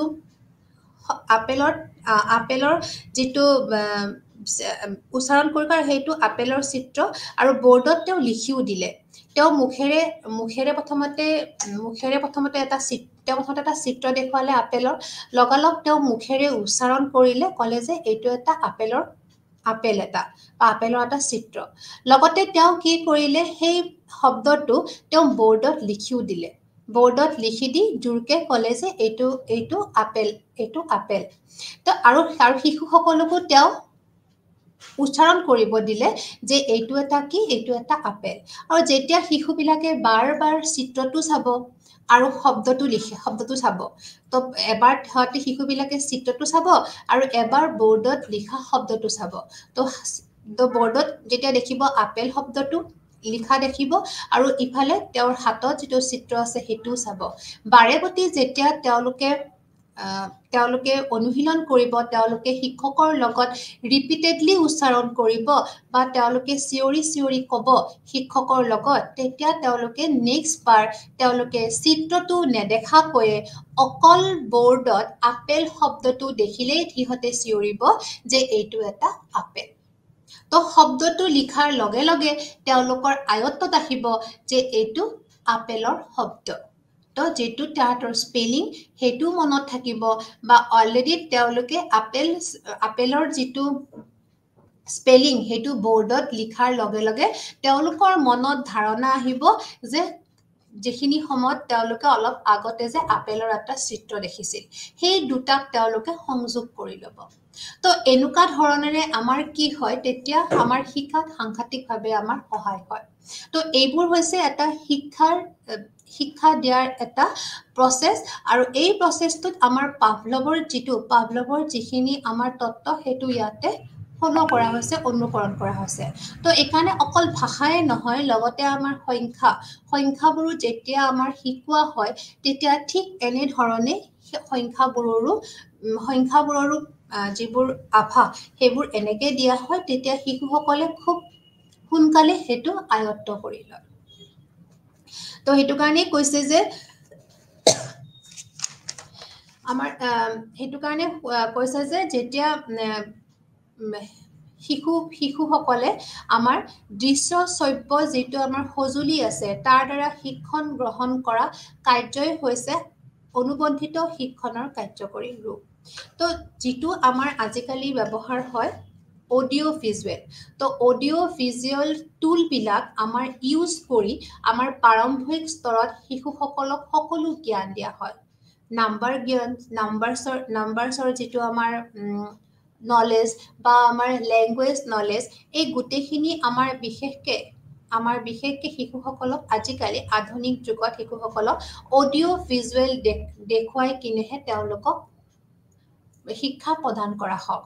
আৰু এইটোৱে হৈছে এটা অনুবন্ধিত শিক্ষাৰ এটা কাৰ্যকৰী ৰূপ বুলি কৈছে এটা প্ৰ্যাকটিক্যাল এপ্লিকেশন তো অডিও ভিজুৱেল এইটো যেতিয়া ইউজ হয় এটো এটা আমাৰ এটা প্ৰ্যাকটিক্যাল এটা এপ্লিকেশন বুলি কৈছে পাভলভৰ তত্ত্বটো আৰু এখিনি আৰু যেতিয়া আমাৰ এই টুল বা আমি যেটো টিচিং লাৰ্নিং মেটেৰিয়েল বুলি কওঁ এটো অডিও ভিজুৱেল এইটো আজিকালি প্ৰায়ভাগ স্কুলত মানে প্ৰায় গোটেইখিনি আমাৰ শিশু অৱস্থাৰ স্কুল বিলাকত আমাৰ এটোৰ পৰা প্ৰুফ হৈছে যে শিশুসকলে খুব কম সময়তে তেওঁলোকে আয়ত্ত কৰে আৰু ক্লাছৰুমত থকা বেছিভাগ শিশুই একে সমানে তেওঁলোকে আয়ত্ত কৰে এই পদ্ধতিটো ব্যৱহাৰ কৰাৰ ফলত নেক্সট আছে আমাৰ শিশুবোৰক তেওঁলোকৰ ভাল কাম যেনে পৰিষ্কাৰ পৰিচ্ছন্নতাৰ বাবে বা ডাঙৰৰ সন্মান তথা সময়মতে কাম কৰাৰ বাবে পুৰস্কৃত কৰিব লাগে তো আমাৰ বহু সময়ত দেখা যায় যে আমাৰ হেতু আমি বহু সময়ত দেখা যায় যে শিশুসকলে ছাত্ৰ-ছাত্ৰীক যেতিয়া আমাৰ মনত শিক্ষক আৰু শিক্ষা বিষয়ৰ প্ৰতি কিছুমান ইতিবাচক আৰু নীতিবাচক কিছুমান মনোভাৱ তেওঁলোকৰ মাজত দেখা দিয়ে আৰু এজন শিক্ষকক মৰমীয়াল স্বভাৱ বা সহানুভূতিশীল আচৰণ শিক্ষকৰ অনুশাসনৰ প্ৰতি নীতি নিষ্ঠতা অধ্যয়নৰ প্ৰতি একাগ্ৰতাৰ ভাৱ আদিয়ে ছাত্ৰৰ মনত সেই শিক্ষকৰ শিক্ষণীয় বিষয়ৰ প্ৰতিও আগ্ৰহ অভিৰুচি আৰু ইতিবাচক মনোভাৱ জগাই তোলে আনহাতে শিক্ষকৰ যেটো শাস্তিৰ প্ৰয়োগ কটু সমালোচনা তাৰ পিছত তেওঁলোকৰ যেটো ক্ৰোধ ভাৱ তেওঁলোকৰ যেটো শিক্ষাদানৰ শাস্তিমূলক পদ্ধতি আদি কি কৰে কিন্তু ছাত্ৰৰ মনত বিষয়বস্তুৰ অধ্যয়নৰ প্ৰতিও কেতিয়াবা অসুস্থ মনোভাৱ অনুবন্ধিত ৰূপত গঢ়ি দি তোলে তো এটো কাৰণে কোৱা হৈছে যে এজন শিশুৰ যেটো ছাত্ৰৰ যেটো মনোভাৱ গঠনত আমাৰ বিহেভিয়াৰ ৰেজিমে নিশ্চয়কৈ সহায় কৰিছে তো ইয়াতে কৈছে যে এজন শিক্ষকৰ যেটো মৰমীয়াল স্বভাৱ তেওঁ যদি শিক্ষকজন সঁচাকৈ মৰমীয়াল হয় তো তেওঁৰ যেটো বিষয়বস্তু আছে তেওঁ যিখিনি বস্তু পঢ়াইছে সেই বস্তুটো খুব সুন্দৰভাৱে শিশুজনে আয়ত্ত কৰে তাৰোপৰি শিক্ষকজন যদি সহানুভূতিশীল হয় তাৰোপৰি শিক্ষকজনৰ আচৰণ যদি সহানুভূতিশীল হয় শিক্ষকজন যদি অনুশাসনৰ প্ৰতি নীতি নিষ্ঠতা হয় কাৰণ তেওঁ যেটো ডিসিপ্লিন শিকাইছে হেতু যদি খুব প্ৰিন্সিপাল ডিসিপ্লিন হয় কাৰণ শিক্ষক বুলি ক'লে আমি জানো তেওঁ এটা অনুশাসনমূলক এটা নীতি প্ৰয়োগ কৰে কিন্তু যেতিয়া তেওঁ অনুশাসনমূলক নীতিটো খুব নিষ্ঠতাৰে খুব ডিসিপ্লিনকে তেওঁ এটা অনুশাসনমূলক নীতি প্ৰয়োগ কৰে হেতু তেওঁলোকৰ কাৰণে এটা খুব ভাল হৈ পাৰে কাৰণ সেইজন শিক্ষকৰ যেটো বিষয়বস্তু আছে হেতু শিকিব তেওঁলোক আগ্ৰহ হয় তাৰোপৰি অধ্যয়নৰ প্ৰতি যদি একাগ্ৰতাৰ ভাৱ থাকে তো শিক্ষকজনৰ এই সকলোবোৰ স্বভাৱৰ ফলত এজন ছাত্ৰৰ মনোভাৱ গঠন হয় এটা সজ মনোভাৱ এটা ইতিবাচক মনোভাৱকৰণ হয় তো ইয়াতে কোৱা হৈছে শিক্ষকজনৰ যেটো কৰ্ম হেতুৱে হৈছে অনুবন্ধিত শিক্ষা হিচাপে কোৱা গৈছে যে শিক্ষকৰ আচৰণটোৰ দ্বাৰা এজন শিশুই শিকে ইতিবাচক হিচাপে শিকে পজিটিভলি শিকে শিক্ষকজন যদি সজ হয় তেওঁৰ আচৰণ যদি ভাল হয় তেওঁ সহানুভূতিশীল হয় তেওঁৰ যদি নিজৰে পঢ়াৰ ইচ্ছা আছে তেওঁ যদি শিশুসকলক লৈ বহু ধৰণৰ প্ৰজেক্ট কৰে ক্ৰিয়াকলাপ কৰে আৰু বিশেষকৈ সায়েন্সৰ ক্ষেত্ৰত বা বিজ্ঞানৰ ক্ষেত্ৰত বা মেথছৰ ক্ষেত্ৰত যিবোৰ আমাৰ প্ৰেক্টিকেল নলেজ আছে এই ক্ষেত্ৰত কি হয় শিক্ষকজন যদি শিশুজনৰ লগত নিজে লগ হৈ যদি কামত আগবাঢ়ে তেতিয়া সেই ছাত্ৰজনে নিজেই দেখিব যে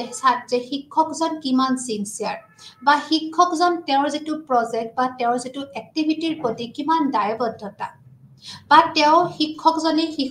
ছাত্ৰকেইজনক যেতিয়া সেই ক্ৰিয়াটো সেই এক্টিভিটিটো কৰাৰ সময়ত কিমান সহানুভূতিশীলভাৱে কাম কৰিছে বা শিক্ষকজনৰ কিমান ধৈৰ্য আছে বা শিক্ষকজনৰ তাৰ যেটো কাৰ্যকলাপ কৰিছে এক্টিভিটি কৰিছে সেই এক্টিভিটিটো কৰোতে শিক্ষকজনৰ কিমান নলেজ আছে কিমান গাঢ়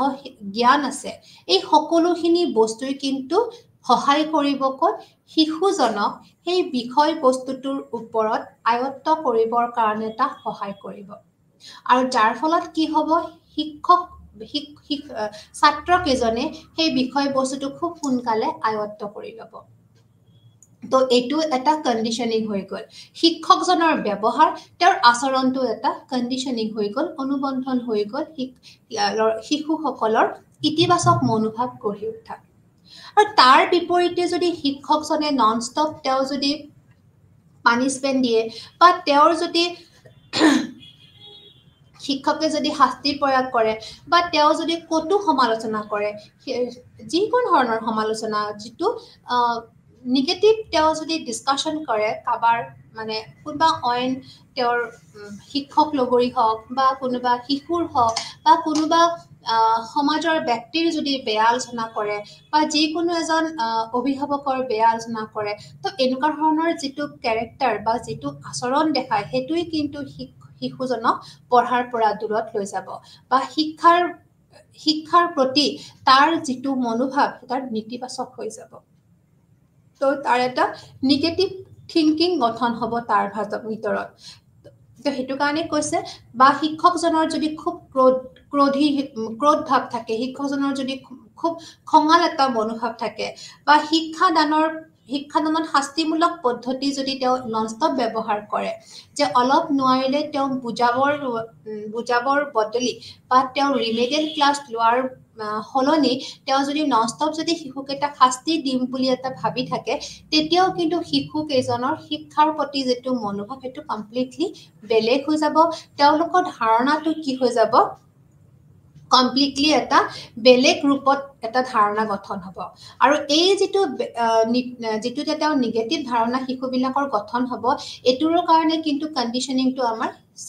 শিক্ষকৰ বেয়া স্বভাৱ বা বেয়া আচৰণৰ ফলতহে হৈছে তো শিক্ষকৰ ভাল আচৰণটো এটা কন্ডিশনিং হয় ভাল হ'বৰ কাৰণে বা শিক্ষকৰ যেটো পানিশমেন্টমূলক স্বভাৱ হেতুৰ কাৰণেও কিন্তু শিশুসকলৰ কি হ'ব নেগেটিভ যেটো মনোভাৱ হ'ব তাৰ কাৰণেও কিন্তু দায়ী হ'ব শিক্ষকৰ যেটো বেয়া আচৰণ তো হেকাৰণে কৈছে শিক্ষকৰ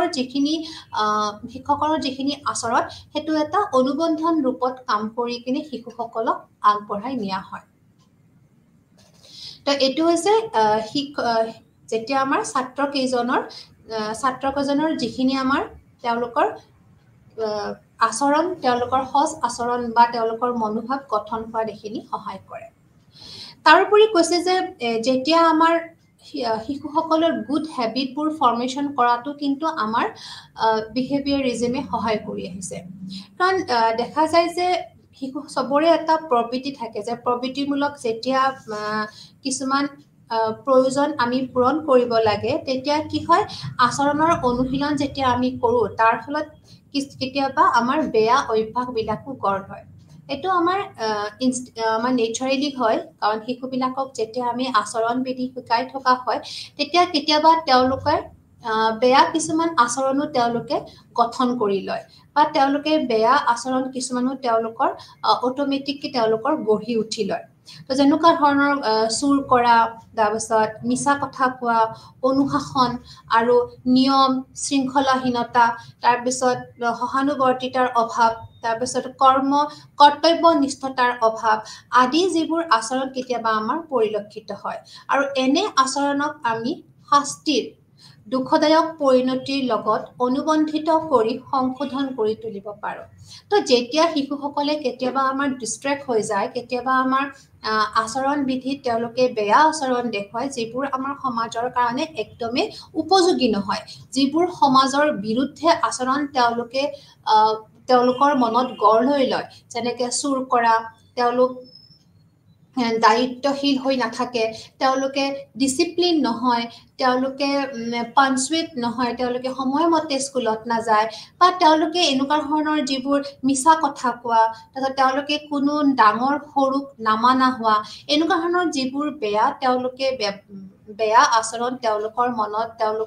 তেওঁলোকৰ তাতে গঢ়ি উঠে তো সেনেকুৱা ধৰণৰ আচৰণবোৰ সংশোধন কৰিবৰ কাৰণে কেতিয়াবা আমাৰ শাস্তিমূলক কিছুমান ব্যৱস্থা আমাৰ অনুবন্ধন কৰা হয় তো তেওঁলোকক কোৱা হয় যে এনেকুৱা ধৰণৰ কৰিলে এনেকুৱা পেনাল্টি লাগিব বা তোমালোকক স্কুলৰ পৰা উলিয়াই দিয়া হ'ব বা তোমালোকক এটা ক্লাছতে ৰাখি দিয়া হ'ব তোমালোকক প্ৰমোট কৰা নহ'ব বা তোমালোকক ফাইন চিষ্টেম কৰা হ'ব বা এনেকুৱা নানা ধৰণৰ কিছুমান শাস্তিমূলক কিছুমান দুখদায়ক কিছুমান যদি তেওঁলোকক দুখদায়ক পৰিণতিৰ লগত অনুবন্ধিত কৰি তেওঁলোকক আমি সংশোধন কৰি তুলিব লাগিব নহ'লে তেওঁলোকৰ সেই স্বভাৱখিনি তেওঁলোকৰ নোহোৱা হৈ নাযায় তো অনুশাসন ভংগ কৰিবলৈ তেওঁলোকে তেতিয়া ভয় কৰা আদি কেতবোৰ নৈতিক অভ্যাসে এই অনুবন্ধনৰ ফল তো তেওঁলোকক সেইখিনি সময়ত কি কৰা হয় তেওঁলোকক ভয় খোৱা হয় বা নৈতিক অভ্যাস কিছুমান তেওঁলোকক গঢ়াই তুলিব লাগে আৰু এই নৈতিক অভ্যাসবিলাকো হৈছে আমাৰ অনুবন্ধনৰ ফল বুলি কোৱা হৈছে তো এজেহল কৈছে যে আমাৰ শিশু এজনক ভাষা জ্ঞান সংখ্যা জ্ঞান আদি দিবৰ কাৰণেও আমাক এই তত্ত্ব ব্যৱহাৰ হয় শিশুসকলৰ মনত যেতিয়া আমাৰ শিশুসকলৰ ইতিবাচক মনোভাৱ গঢ়িবৰ কাৰণেও আমাক এনেকুৱা ধৰণৰ শিক্ষা গ্ৰহণ এনেকুৱা ধৰণৰ তত্ত্ব লাগে তাৰোপৰি শিশুসকলৰ যিবোৰ আচৰণ সেই আচৰণৰ সজ কৰিবৰ কাৰণে বা সেই তেওঁলোকৰ বেয়া আচৰণবোৰ সংঘটিত কৰিবৰ কাৰণেও আমাক এনেকুৱা ধৰণৰ তত্ত্ব আমাৰ ব্যৱহাৰ কৰা হয় তাৰোপৰি কৈছে শিশুবিলাকক কেতিয়া আমি পুৰস্কৃত কৰিব লাগে তেওঁলোকে যদি ভালকৈ পৰিষ্কাৰ পৰিচ্ছন্নকৈ আহিছে স্কুললৈ তো তেওঁলোক কিছুমান এৱাৰ্ড দিব লাগে ৰিৱাৰ্ড কৰিব লাগে বা তেওঁলোকক এপ্ৰিচিয়েট কৰিব লাগে বা তেওঁলোকে যদি ডাঙৰক সন্মান কৰিছে তেতিয়াও তেওঁলোকক আমি এপ্ৰিচিয়েট কৰিব লাগে বা তেতিয়া কি হয় শিশুবিলাক এনকাৰেজ কৰিলে তেওঁলোকে সেইটো বস্তু অভ্যাসত পৰিণত কৰিব বা ভাল কামটো তেওঁ বাৰেপতি কৰিব আৰু যাৰ ফলত তেওঁ এটা সুস্থ এখন তেওঁৰ এটা জীৱনশৈলী তেওঁ গঢ়ি উঠিব ডাঙৰক সন্মান কৰা পৰিষ্কাৰভাৱে থকা তাৰ প্ৰতি সময়মতে কাম তেওঁ যদি কৰে তেতিয়াও আমি বিশেষভাৱে আমি শিশুসকলক বিশেষকৈ আমি অলপমান লোৱাৰ ছেকশ্যনৰ আমাৰ যিবোৰ লোৱাৰ ছেকশ্যনৰ শিশু আছে যিবোৰ খুব কম বয়সৰ আমাৰ চাইল্ডহুডৰ যিবোৰ শিশু আছে তেওঁলোকক আমি নন ষ্টপ গুড এক্সিলেণ্ট এনেকুৱা ধৰণৰ কিছুমান ৱৰ্ড ক'লেই তেওঁলোক পুৰস্কৃত হয় বা তেওঁলোকক আমি যদি সৰু এটা কথা কৈও তেওঁলোকক আমি এপ্ৰিচিয়েট কৰোঁ তো তেওঁলোক আগবাঢ়ি যায় বা তেওঁলোকে বেয়া কাম বা বেয়া এটা কথা ভাবিবলৈ তেওঁলোকে আগুৱাই নাযায় তেওঁলোকে নন ষ্টপ সেই শিক্ষকজনৰ সেই আৰু এটা এপ্ৰিচিয়েশ্যন ৱৰ্ড বা আমি যিবোৰ মেজিক ৱৰ্ড বুলি কওঁ সেই মেজিক ৱৰ্ডবোৰ শুনিব কালে তেওঁ আৰু অলপ আগবাঢ়ি যাব তো এইটোও আমাৰ অনুবন্ধনৰ ফল বুলি আমি ক'ব পাৰোঁ তাৰোপৰি কৈছে যে অনুবন্ধনৰ যিটো নীতি আছে এই নীতিয়ে আমাৰ দুৰ্বল মনৰ শিশুৰ শিশুৰ আবেগিক ভয়ক, কাৰণ দুৰ্বল যিবোৰ আমাৰ দুৰ্বল শিশু আছে তেওঁলোকৰ এটা ইমোশ্যনেল এটা ফিয়াৰ আছে, আৰু সেই ইমোশ্যনেল ফিয়াৰটো আমি প্ৰেম, মৰম আৰু ভাল চিকিৎসাৰ সহায়ত আমি দূৰ কৰিব পাৰোঁ। তো যেতিয়া আমাৰ অনুবন্ধনৰ নীতিয়ে আমাক এইখিনিও কৰিছে যে শিশুসকলৰ যেতিয়া যিকোনো ধৰণৰ সমস্যা হয়, তেওঁ যেনেকুৱা নহওক দুৰ্বল মনৰ অধিকাৰী হ'লেও তাক আমি সুন্দৰভাৱে ওলাই লৈ আহিব পাৰিম, বা তেওঁক চিকিৎসাৰ সহায়ত বা মৰম আৰু প্ৰেমৰ সহায়েৰে তেওঁকো আমি একদম সুস্থিৰ এটা জীৱন তেওঁকো আমি প্ৰদান কৰিব পাৰিম। তাৰোপৰি কৈছে যেতিয়া আমাৰ অনুবন্ধনৰ যিটো নীতি আছে, এই নীতিয়ে শিক্ষাৰ প্ৰতি ইতিবাচক মনোভাৱ গঢ়ি তোলে আৰু শিক্ষকসকলৰ নেতিবাচক মনোভাৱ তেওঁলোকে ভংগ কৰে। তাৰোপৰি আমি কৈছোঁ যে ভাষা শিক্ষণ, অলৰেডি মই ডিছকাছ কৰিছোঁ, যিটো ভাষা শিক্ষণ গণিতৰ দৰে বিষয়ৰ পাঠদানৰ বাবে শিক্ষকসকলে শ্ৰেণীকোঠাত এই নীতি বাৰে বাৰে ব্যৱহাৰ কৰি আহিছে। তো শিশুসকলক যেতিয়া আমাৰ এনেকুৱা ধৰণৰ অলপ জটিল আমাৰ পাঠদান কৰা হয়, তেতিয়া তেওঁলোকক অনুবন্ধিত যিটো নীতি আছে সেই নীতিৰ দ্বাৰা তেওঁলোকক নিশ্চয়কৈ আগুৱাই লৈ যোৱা হয়। নেক্সট আছে আমাৰ কৈছে যে অনুবন্ধিত শিক্ষণৰ স্বৰূপ জীৱ জন্তুক দিয়া শিক্ষণৰ ক্ষেত্ৰত পৰিলক্ষিত হয়। কৈছে আমি যেতিয়া জন্তুবিলাকক পোহনীয়া কৰা হয়, তেওঁলোকক তেতিয়া আমি অনুবন্ধিত শিক্ষণৰ দ্বাৰাহে আমি পোহনীয়া কৰোঁ, বা সেইবোৰ নীতি আমি গ্ৰহণ কৰি তেওঁলোকক আমি পোহনীয়া কৰোঁ, বা তেওঁলোকক আমি নিজৰ কণ্ট্ৰলত আনি লওঁ। কাৰণ সেইখিনি কেতিয়া হয় যে অনুবন্ধিত শিক্ষণৰ স্বৰূপ ইয়াৰ অধিক স্পষ্ট ৰূপত জীৱ জন্তুক শিক্ষা দিয়াৰ ক্ষেত্ৰত পৰিলক্ষিত হয়। সচৰাচৰ কি হয়, দেখা যায় যে আমাৰ সিংহ, বাঘ, হাতী, ঘোঁৰা, কুকুৰ আদি জীৱ জন্তুবোৰে যেতিয়া চাৰ্কাছত দৰ্শকৰ চমক দেখুৱাই শিক্ষালব্ধ আচৰণ প্ৰদৰ্শন কৰে। তো তেওঁলোকে যেতিয়া দৰ্শকক যেতিয়া শ্ব'ত লৈ যোৱা হয়, চাৰ্কাছত লৈ যোৱা হয়, তেওঁলোকে দৰ্শকক খুব মনোৰঞ্জন দিয়ে, আৰু সেই যিটো মনোৰঞ্জন দিয়া যিটো শিক্ষা, সেইটো হ'ল শিক্ষালব্ধ শিক্ষণ। তেওঁলোকে সেইটো লাৰ্ণ ৰেছপণ্ড কৰে, তেওঁলোকক যেনেকুৱা ধৰণৰ ৰেছপণ্ড কৰিব দিয়ে সেইটো লাৰ্ণ ৰেছপণ্ড, তেওঁলোকে শিকি লৈছে যে এনেকুৱা ধৰণৰ ৰেছপণ্ড কৰিলে আমাৰ দৰ্শকবিলাকে কি হ'ব, মানে দৰ্শকবিলাকে খুব উৎসাহিত হ'ব, বা তেওঁলোকে সেইটো চমক দেখুৱায়, সেনেকুৱা ধৰণৰ কিছুমান তেওঁলোকে আচৰণ দেখাই কিনে তেওঁলোকে চমক কৰি দিয়ে, একদম গোটেই হলটো তেওঁলোকে খুব সুন্দৰ কৰি দিয়ে। তো তাৰোপৰি কৈছে এনে আচৰণ হৈছে যান্ত্ৰিক ৰূপত সংঘটিত হোৱা অনুবন্ধিত শিক্ষাৰ ফলস্বৰূপ। তো যান্ত্ৰিক যুগত আমি কি কৰিছোঁ, এইবিলাক ধৰণৰ শিক্ষা দি তেওঁলোকক অনুবন্ধিত ৰূপত শিক্ষা দি কিনে নিজৰ মাজত লৈ অহা গৈছে। তো ৰিং মাষ্টাৰে কি কৰে, জীৱ জন্তুৰ প্ৰশিক্ষণৰ কালত সিহঁতৰ প্ৰতিক্ৰিয়া আৰু আচৰণ অনুবন্ধিত কৰি তোলে। তো যেনে ৰিং মাষ্টাৰ আছে, তেওঁ অনুবন্ধিত নীতিৰ দ্বাৰা বা অনুবন্ধিত ৰূপত জীৱ জন্তুকেইটাক তেওঁ কি কৰে, প্ৰশিক্ষণ দি থাকে। প্ৰশিক্ষণৰ সময়ত তেওঁ সেনেকুৱা ধৰণৰ কিছুমান কণ্ডিশ্যনিং প্ৰিন্সিপল কিছুমান ইউজ কৰি সেই গোটেই জীৱ জন্তুবিলাকক তেওঁ প্ৰশিক্ষণ দিয়ে, যাৰ ফলত তেওঁলোকে যিকোনো সময়ত যিকোনো ঠাইতে বা যিকোনো দৰ্শকৰ আগতে নিজৰ প্ৰদৰ্শন দেখুৱাই সকলোকে চমক দি থয়। তো এই সকলো ধৰণৰ আৰু সেইটো হৈছে এটা শিক্ষালব্ধ প্ৰতিক্ৰিয়া, এটা লাৰ্ণ ৰেছপন্স, তেওঁলোকে শিকিছে, তো তেওঁলোকক কণ্ডিশ্যনিং কৰি শিকোৱা হৈছে, আৰু সেইটো শিকোৱাৰ ফলত তেওঁলোকে এটা ধুনীয়া ধৰণৰ এটা প্ৰদৰ্শন দেখুৱাইছে। তো এইখিনি আমি আমি এইখিনি বস্তু এইটোৱেই আমি ক'ব পাৰোঁ যে শিক্ষাৰ যিখিনি অৱদান আছে সেইখিনি আমি কেতিয়াও নুই কৰিব নোৱাৰোঁ। আৰু যিখিনি আমাৰ চাইক'লজিকেল থিয়ৰিজ আছে, এই সকলোখিনি চাইক'লজিকেল থিয়ৰিজ আমাৰ এডুকেশ্যনৰ ক্ষেত্ৰত সাংঘাতিকভাৱে দৰকাৰ। কাৰণ যেতিয়া আমি আচৰণবাদ পঢ়োঁ, বা আমি কগনিটিভিজম পঢ়োঁ, বা আমি কনষ্ট্ৰাকটিভিজম পঢ়োঁ, তেতিয়া আমি খুব সুন্দৰকৈ ধৰিব পাৰোঁ যে শিশুসকলক শিক্ষা প্ৰদান কৰা ইমান সহজ নহয়, বা শিশুসকলক শিক্ষা তেওঁলোকক খুব ছিষ্টেমত বা বহু ধৰণৰ আমি প্ৰচেষ্টা বা বহু ধৰণৰ আমি প্ৰচেছ আমি গ্ৰহণ কৰি তেওঁলোকক আমি শিক্ষা প্ৰদান কৰিব লাগে। তো যেতিয়া আমি আচৰণবাদৰ বিষয়ে কওঁ, তেতিয়া আমি বহুতখিনি আলোচনাই কৰিলোঁ যে কেনেকৈ আমি আচৰণবাদ নীতি প্ৰয়োগ কৰি শিশুক আমি শিক্ষা প্ৰদান কৰিব পাৰোঁ বা তেওঁলোকৰ আচৰণ আমি কেনেকৈ সঠিকভাৱে আমি গঢ় তুলিব পাৰোঁ বা তেওঁলোকৰ যিটো মনোভাৱ আছে সেইটো কেনেকৈ আমি ইতিবাচক কৰিব পাৰোঁ, তেওঁলোকৰ শিক্ষাৰ প্ৰতি যিটো ভয়, শিক্ষাৰ স্কুললৈ নাহাৰ যিটো ভয় বা যিকোনো বিজ্ঞান হওক, অংক হওক,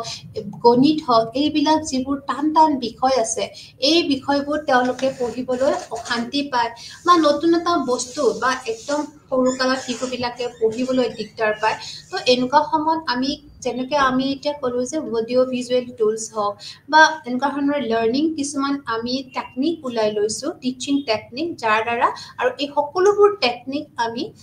আমাৰ যিটো অনুবন্ধন নীতি আছে তাৰ ওপৰত ডিপেণ্ড কৰি বা তাক ফ'ল' কৰি এইবোৰ গঠন কৰা হৈছে, যাৰ ফলত আমাৰ যিটো শিক্ষা ব্যৱস্থাটো সাৰ্থক হোৱা বুলি কোৱা হয়। তো এইখিনি ক্ষেত্ৰত আমি পাভলভক নিশ্চয়কৈ আমি ভাবিব লাগিব যে পাভলভৰ যিটো কণ্ট্ৰিবিউশ্যন সেইটো সাংঘাতিকভাৱে দৰকাৰ। তো এইখিনি আছিলে আমাৰ আজি আচৰণবাদ বিধি। তো নেক্সট আমি কগনিটিভিজমৰ ওপৰত আগবাঢ়ি যাম।